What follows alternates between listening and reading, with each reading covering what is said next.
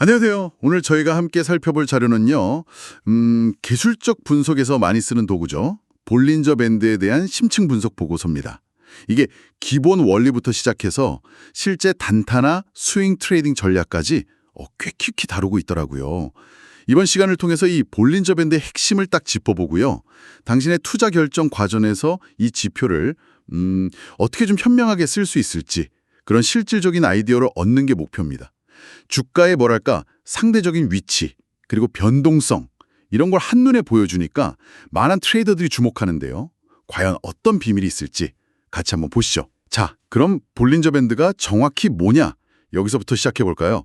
이게 1980년대에 존 볼린저라는 분이 만들었고 중심선 역할을 하는 이동평균선, 보통 21선을 많이 쓰죠. 그리고 그 위아래로 표준 편차의 2배수만큼 떨어진 상단선, 하단선 이렇게 딱 3개 선으로 구성되어 있어요.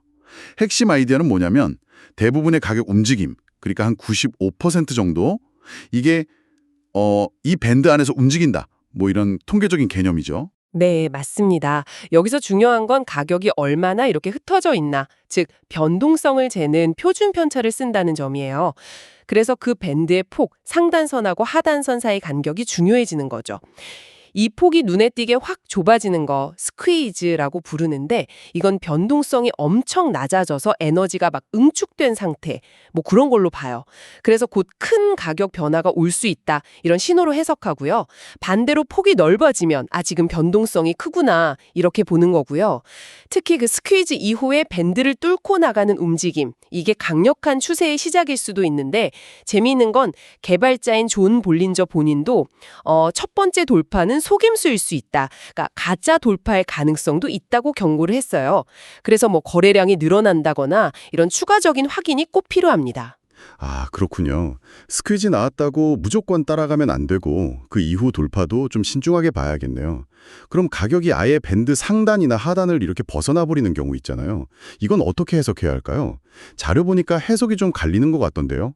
네, 그게 아주 중요한 포인트입니다. 크게 두 가지 관점이 있어요. 하나는 이제 통계에 기반해서 평균으로 돌아간다. 이렇게 보는 관점이에요. 가격이 95% 확률로 밴드 안에 머문다는 거는 뒤집어 말하면 밴드 상단을 넘어서면 이건 너무 과하게 올랐다. 과매수. 하단을 밑돌면 너무 과하게 내렸다. 과매도. 이렇게 보는 거죠. 그래서 조만간 다시 중심으로 그 평균선 쪽으로 돌아올 가능성이 높다고 예상하는 겁니다. 주로 가격이 이렇게 옆으로 기어가는 횡보장에서 유용한 역추세 전략의 근거가 되고요. 근데 또 다른 관점은 이걸 추세가 계속된다는 신호로 보는 거예요.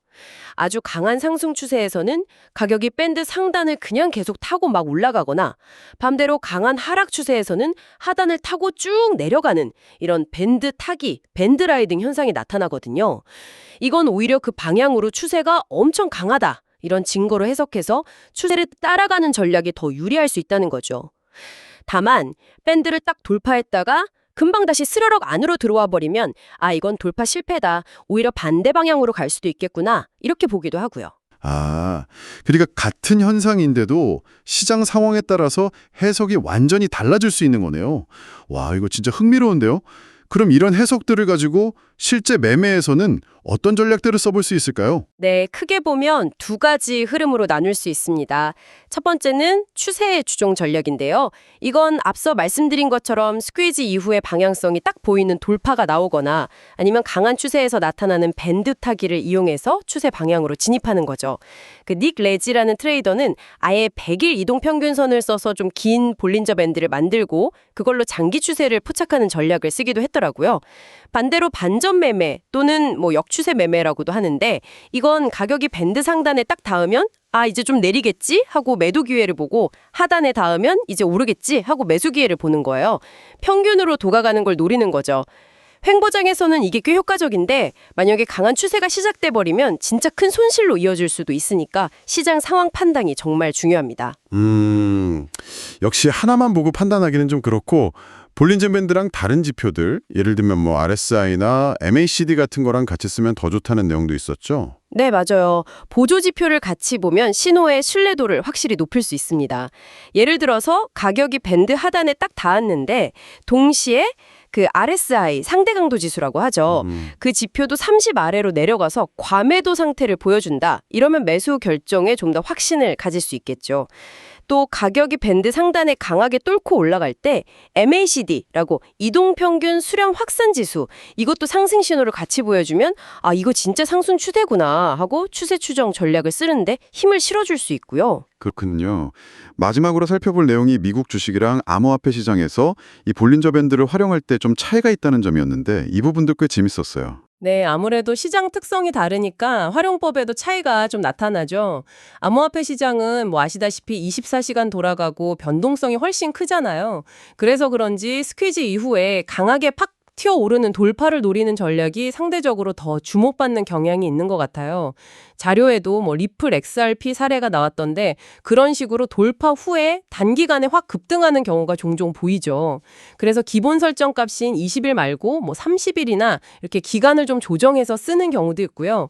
반면에 미국 주식 시장에서는 개별 종목 실적 발표 같은 특정 이벤트 앞뒤로 변동성이 커지거나 줄어드는 걸 포착한다든지 아니면 뭐 S&P 500 지수나 좀 큰 우량주들이 박스권에서 움직일 때 그땐 밴드 상단 하단을 이용해서 반전 매매, 그러니까 스윙 트레이딩 기회를 찾는데 상대적으로 더 많이 활용될 수 있는 것 같습니다. 네, 오늘 볼린저 밴드에 대해서 정말 깊이 있게 알아본 것 같습니다. 들어보니까 결국 핵심은 시장의 지금 상황, 그 맥락을 잘 읽고 밴드가 보여주는 신호를 그냥 믿기보다는 다른 정보들이랑 이렇게 저렇게 교차 확인하면서 유연하게 적용하는 그런 지혜가 필요한 것 같네요. 정확합니다. 볼린저 밴드가 분명히 강력하고 유용한 도구는 맞는데 이게 뭐 만병통치약은 절대 아니죠. 어떤 기술적 지표든 전략이든 100% 성공을 보장하는 건 없잖아요. 특히 손절매 원칙 같은 거, 그런 리스크 관리를 철저하게 해야 꾸준한 성과를 기대할 수 있다. 이 점은 꼭 기억하셔야 합니다. 자, 그럼 오늘 탐구를 마무리하면서 당신이 한번 깊이 고민해 볼 만한 질문을 하나 던져보겠습니다. 볼린저 밴드의 기본 설정값, 보통 기간 20의 표준 편차 2 이렇게 쓰는데 이게 과연 당신이 주로 거래하는 특정 자산이나 시장의 그 고유한 변동성 특성이란 가장 잘 맞는 걸까요? 혹시 이 설정값을 당신에게 맞게 좀 조정을 해보면 더 나은 통찰력이나 매매 결과를 얻을 가능성은 없을까요? 직접 과거 데이터를 가지고 당신만의 최저값을 찾아보는 실험 한번 해보시는 건 어떨까요?